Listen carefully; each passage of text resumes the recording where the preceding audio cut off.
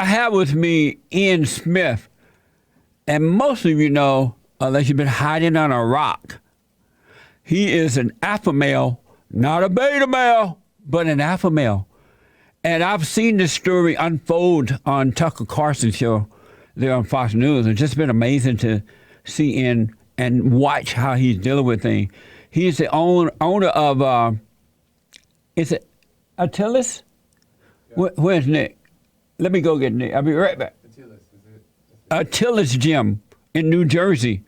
And he was recently arrested for going against Governor Philip Murphy, the guy that said that something was against his pay scale.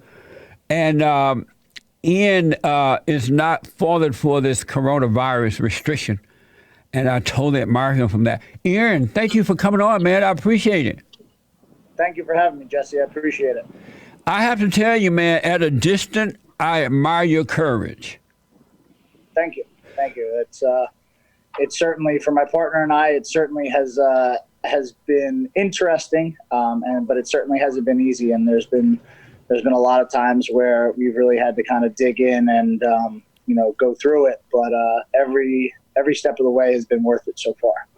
What is it about you that realized that this whole Chinese virus thing is not as bad as they are pretending that it is, and that you're able to go open your gym back up and do it in the right way? What gives you the courage to stand up for yourself in this way where most people cannot, especially men? Well, my business partner and I built this gym in under a year. And we worked really, really hard to do so. So when it came time to shut down, neither of us were very happy with the idea, but obviously, your country asks you to do something. We didn't know what we were looking at with coronavirus. It seemed a lot scarier at that time, so we obliged. But we stayed busy during the shutdown. We didn't treat it as a vacation. Right. And we were paying attention to the events as they unfolded. And very, very quickly after that 2-week mark, he and I started asking questions.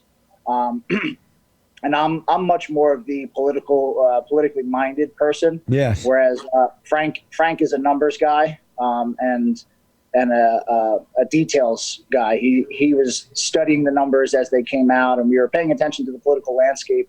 And we both kind of came to the conclusion in about a month that that something was up. We smelled smoke. We knew there was fire, and we knew that this wasn't quite what the media was portraying it to be. So we started to do research. We looked at research about the coronavirus. How it was transmitted.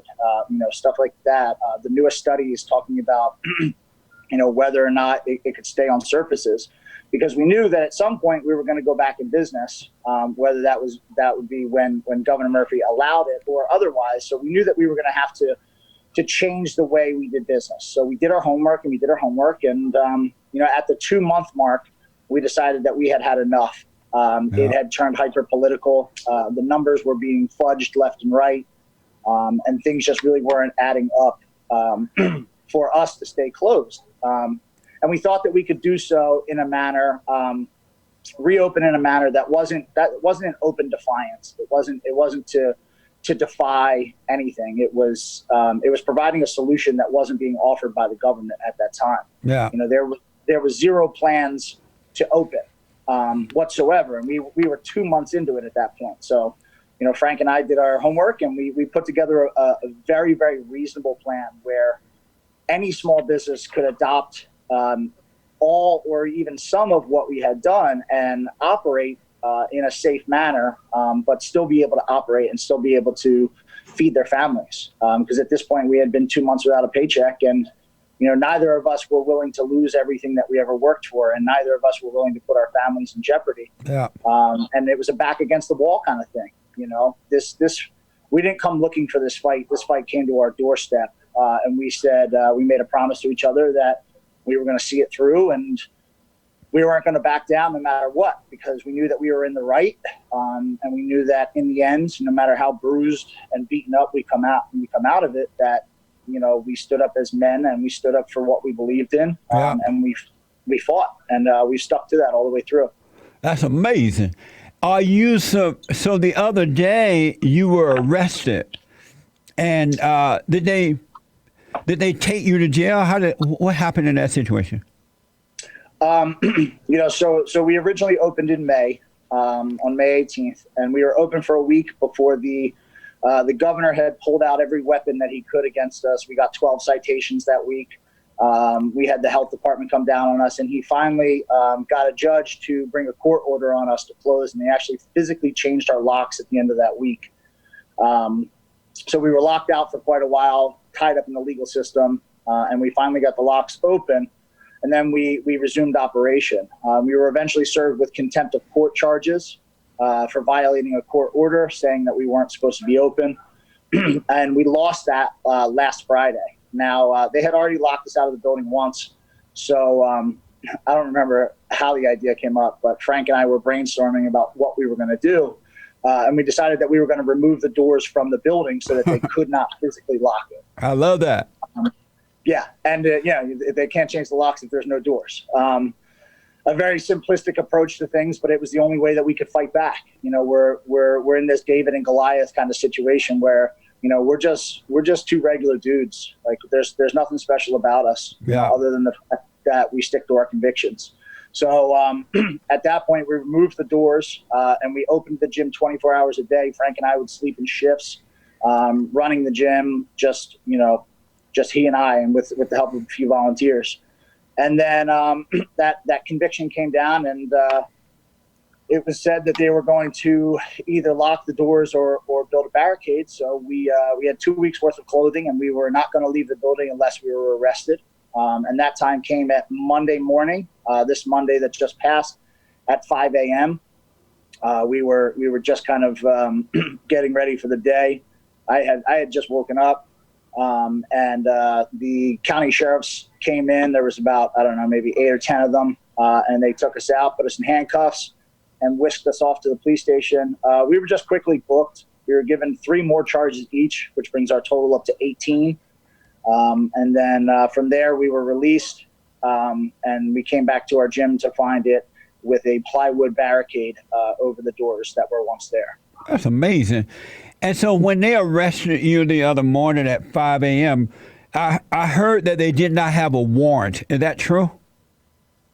They did not have a warrant, and they did ignore signage on the door that said that all law enforcement had to either present a warrant or call. Yeah. However, we're still kind of learning about the legal system, and we're not quite sure if that judge's order supersedes it or not. But yeah, they did not show any warrant, and they just walked inside of our building, and then that was it. And is it closed down now? Is it open again, or it's closed? Your gym?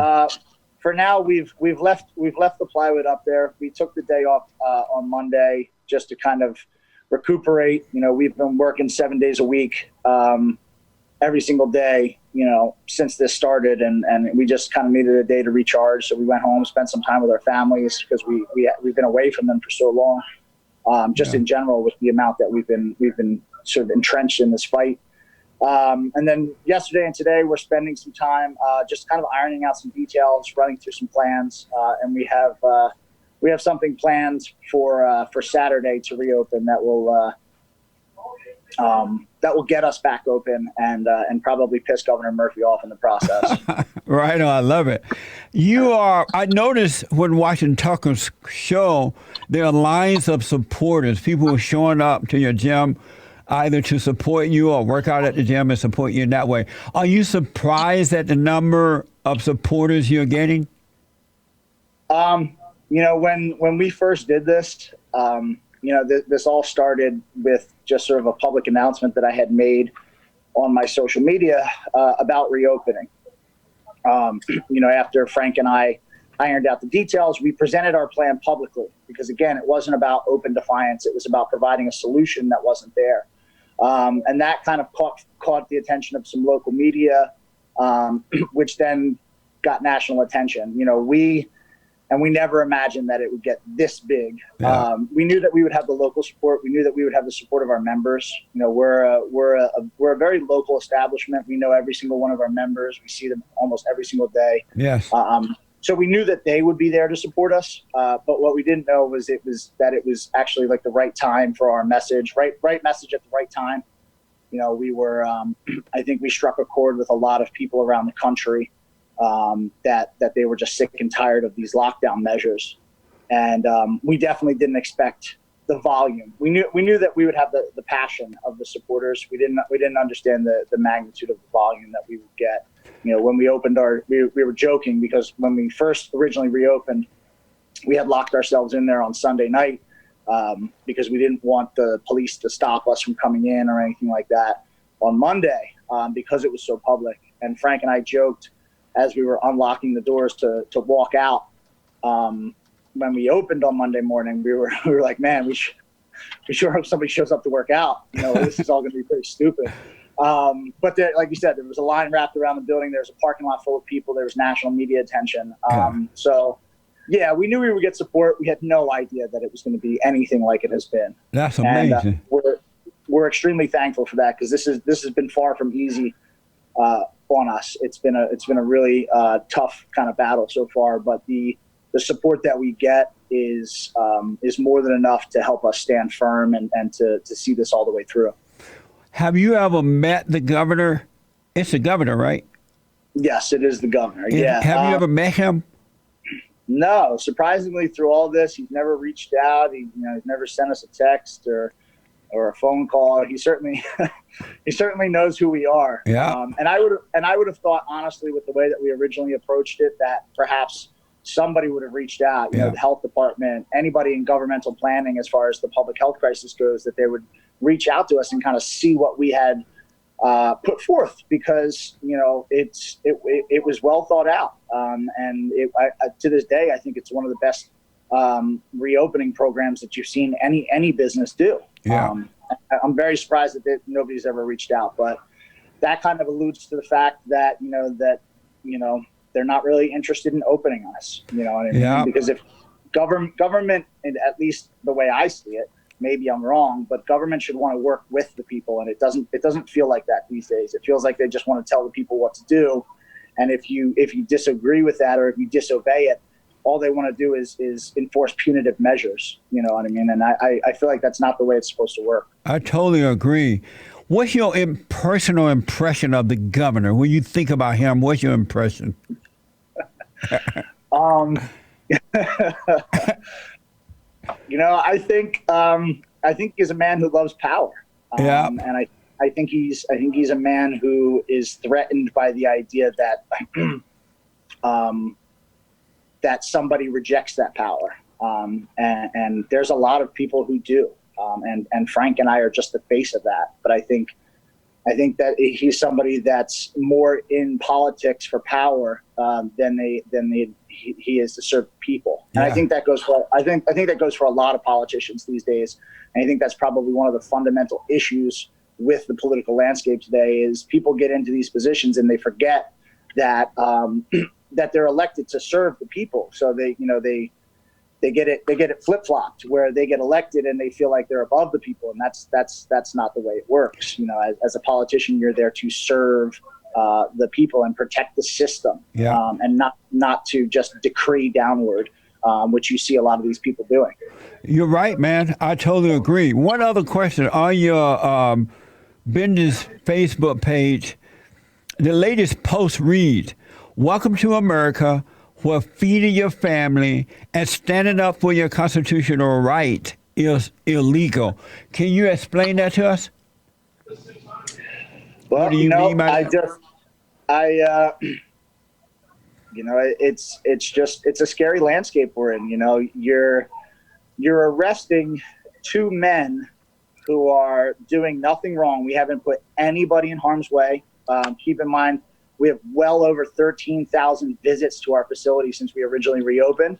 And one of the safety measures we have is our own version of contact tracing, where we have record of every single person, the frequency, the time, the date, their temperature when they walked in the building, and over 13,000 visits, and not a single case has been recorded or reported. So we're not hurting anybody. We're not committing any crimes. Yet we're being arrested because it's been over 4 months since the shutdown, and Frank and I are still not allowed to feed our families.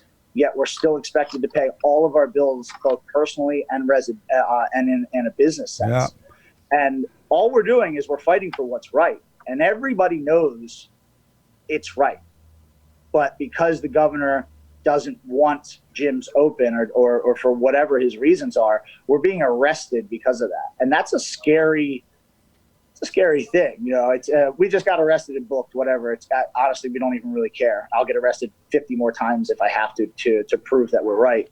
But it's scary when government weaponizes things like the police department, which is a public, something that's there to serve the public. It's an organization that serves the public, and the government has weaponized them against us. That's scary. Yeah. That's not America, and that's certainly not democracy.